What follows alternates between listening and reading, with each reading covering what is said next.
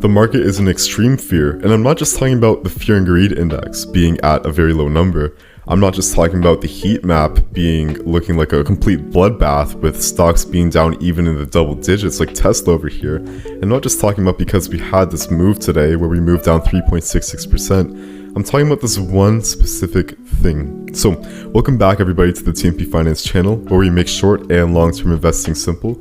But what I want to talk about, why we're no longer in a bull trend and why we don't really expect any significant bounces anytime soon, is because we broke the only support that was kind of our last leg of defense here in this bull market. And that support being this one that stems all the way back to 2022's bear market, which has made us a lot of new all-time highs as well. Now, this support level here has been very, very clean, with very clean touches. So the chances that this is a fake out in this scenario, I think is very slim. And I think that we are looking for quite a significant rejection, especially considering what's happening in today's market, in today's economy. So let's take a look at the two scenarios that we could expect. From here, I do believe that there is still a bullish scenario, but the bullish scenario will take a little bit more time to develop. That bullish scenario being coming down to this support level over here, which was a previous all-time high for the market where we stalled out. We've had a few clean touches from there. You are expecting a pullback all the way down to here, and then not only that, a break of this resistance, and you could expect to come up to this resistance or expect this one to break, and then you're coming up to 20,000. That is the bullish scenario here. If you are a bear, which I think is probably the most probable answer in this scenario, is a pullback to this level, and there may be a chance that we may go even lower, specifically all the way down to August low over here, where we kind of do a double top bounce, and from there we get that rejection and we start flipping, or who knows, maybe we come down even more. But just follow the chart right now and just pay attention to what the market's telling you. Follow your indicators and not just your greed or your bank account saying, hey, I need this trade. Just play it smart. And again, if you are a bull, there's nothing holding you up here, so you kind of just start rolling dice over here and giving your money to the dealer here. There's no difference between that and gambling. So if you are in a loss right now, there's a very good chance that we continue to move down lower. So I would say close your position right now, kind of just realize your loss. That is the nature of the game. So you have those two scenarios when it comes to investing in the NASDAQ. Now let's get a little bit more specific. Talk about, for different types of investors, what you can do to try to revive your account if it's in the red or if it's lower than it was before. So the first thing is going to be if you are a new investor, or if you're an investor that has a price that is an average price that is higher than what it's at currently. Now is a great time to average down. It's always a great time to buy more of the NASDAQ, because at no point has it ever lost anybody 100% of their money when it comes to just holding and not selling out of fear or panic.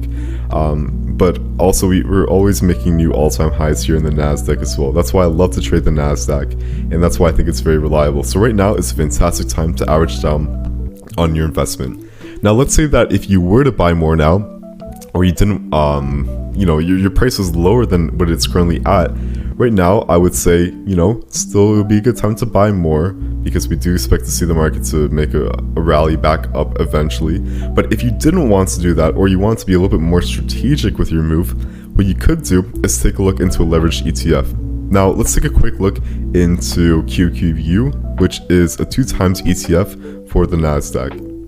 So over here is QQU, which basically follows the NASDAQ, but just gives us a leverage figure. For example, let's say the NASDAQ has a day where it moves up 1%, QQU will move up 2%. Now, there are a few different factors, and we'll make videos on that later on of why you can't just hold onto a leveraged ETF. But these are different ways that you could use the QQU as a tool in the short term to try and make the most out of the returning bull market that might come after we have a bottom to this bear market. So let's take a look over here. Considering that you are on this channel, you're probably a price action trader like myself. You are looking for a break in the resistance line that confirms that we are starting to move into a bull trend. So let's say that you are waiting for that, like in our previous year of 2022 here.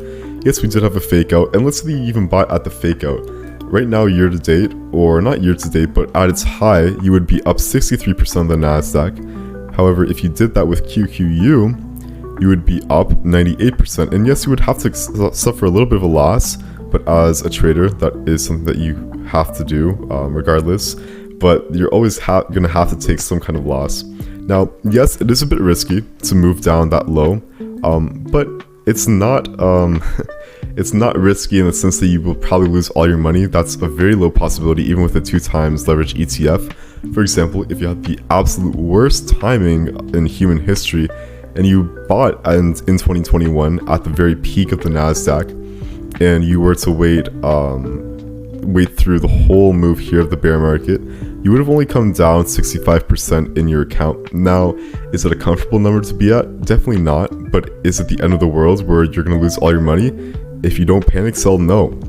There's definitely a lot of room for you to move down. So that's what I'm saying. Even if you do get a fake out, since we already moved quite a decent amount down, 13% in the NASDAQ, just wait for that resistance break and start to buy it into a QQU or TQQQ, which is a 3x ETF. You just have to play it based on how much risk you're willing to take, because you can see, as compared to NASDAQ or just QQQ, you can see that you're going to get a lot more reward. So that's always an option there too. And that is what I personally will be doing when I start to see a different change or a momentum change in the NASDAQ. While majority of investors in the S&P 500 are down 4.33%, the TMP Discord community is currently up 10.5%, and I'll pull up the trades over here that we've been taking, and all of the members in the Discord community have access to every single trade that I take with percentage risk allocation. You'll also find free one-on-one sessions with me through Zoom, and you'll also be able to receive monthly stock picks for your non-registered swing trading or your long-term TFSA holdings. And there's so much more that you'll have access to when you're at the Discord as well. So if you are looking for more guidance or more of an automated service when it comes to trading, where you don't have to go out of your way to analyze price and leave that all up to me, you can come find me in the Discord down below. So I hope that you guys have a great trading tomorrow, and until next time, peace out, y'all.